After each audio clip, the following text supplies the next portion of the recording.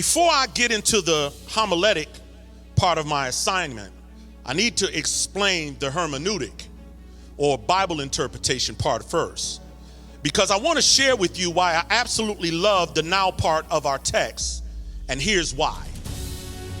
The word now here in verse 19 of Isaiah 43, and I pray y'all ready for this. It lets me know that depending on the revelatory capacity that I house within my spirit, depending on how much revelation I can handle, this is going to determine whether the now in our text, get this, is an adverb to you or a noun. In other words, the adverb now lets me know that it's current, while the noun is in the present tense. Stay with me. Tell your neighbor, school's in session. Yeah. So when this word now was placed after the comma, it became a conjunction.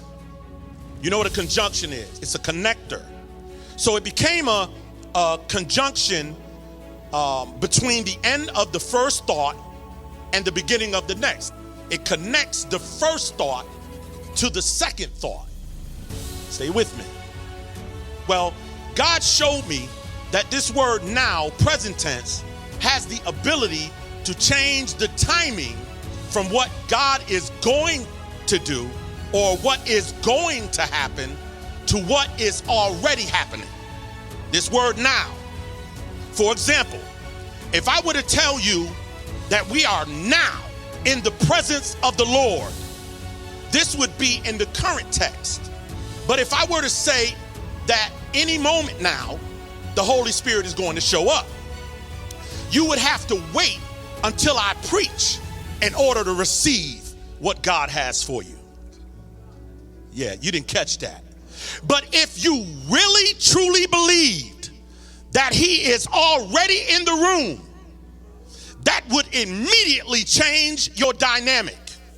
And the adverb now that is birthed in faith within your spirit would cause you to literally reach out now. Somebody say right now. And praise God like you lost your mind. Come on, somebody. If you believed that God was in the midst of this place, you wouldn't wait for me to preach. You wouldn't wait for me to dance. You wouldn't wait for the prayer to go forward. The moment you walked in the house, the pregnancy that God is doing in your spirit would cause you to receive whatever he told you was yours already. Somebody say now. Now faith is the substance of things hoped for, the evidence of things unseen. So if you really believed it, you can wait on me if you want. I wouldn't suggest it, because I'm just a person. But God is the one that can give you everything that you ask for. God is the one that can turn your life around. God is the one that can, come on somebody. If you really believed it. How many of you believe God's in the house? Well, stay with me for a few moments. We're going to prove this thing. Hallelujah. So, to you noun folks who look for people, places, and things to determine the timing to receive whatever it was you came here for tonight, you're going to miss your now opportunity. If you wait, you're not going to get what God has for you, because he's a now God. He's outside of time. You wait, he doesn't wait. And the only reason you wait is because you haven't extended your faith capacity to believe that God already released it the moment you asked for it. See, we got to exercise our faith capacity. We got to exercise that part of our spirit that believes God no matter what the circumstances look like. Whatever the situation presents itself to us, we got to get in the habit of going, yes, God, I receive it now. Somebody say now. So you go ahead and look for me and not the Holy Spirit in me. You're going to mess up. Because listen, your ability to receive isn't dependent upon me. It's not even dependent upon your geographical location. How many of you know God could save your child right in your house? Or even a clock. There are time-sensitive moments, pockets of provision, where you can change your current situation from the things of old to the new now that is one praise away from the glory that Romans 8:18 says, which shall be revealed in us. Somebody say now. Somebody say right now.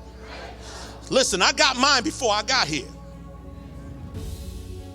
And because God is not limited to a comma, an adverb, or a noun, he will take what Romans 8:18 calls the sufferings of this present time, fill this room with the glory which shall be revealed in us, and make it so contagious in here that before you know it, everyone in this place will find themselves praising God like they have lost their mind also. Imagine a mass production breaking out all over this place. Imagine when 2 or 3 are gathered together in his name. Imagine what can be done. I'm trying to provoke your faith on tonight. Imagine whatever it was you were asking God for was dependent on you raising your hands. How many of you would keep them under your seat? How many of you, what if it took you opening your mouth and giving God the praise? What if it took your child getting off of drugs? What if it was dependent on the way you sit in that seat or the way you stand up because you believe that God is right now healing your child? What would it take if that dream job that you were waiting to get happened right now because you lifted up your hands or because you got up on your feet? Didn't matter who was sitting next to you because they can't pay your bills. See, you need what God has for you. So it don't matter about the person on the right of you or the person on the left of you. I came here tonight to get my stuff, and I'm not leaving here until I got it. What if it took a praise? What if it took some worship? What if it took, oh God, I love you, I worship you, I praise you, I lift you up. There are things that are happening in the midst right now that you don't even know God is working it out. Come on, somebody say right now. Yeah, right this second. Come on, I'm not waiting no longer. If he said it, all I gotta do is believe it and receive it.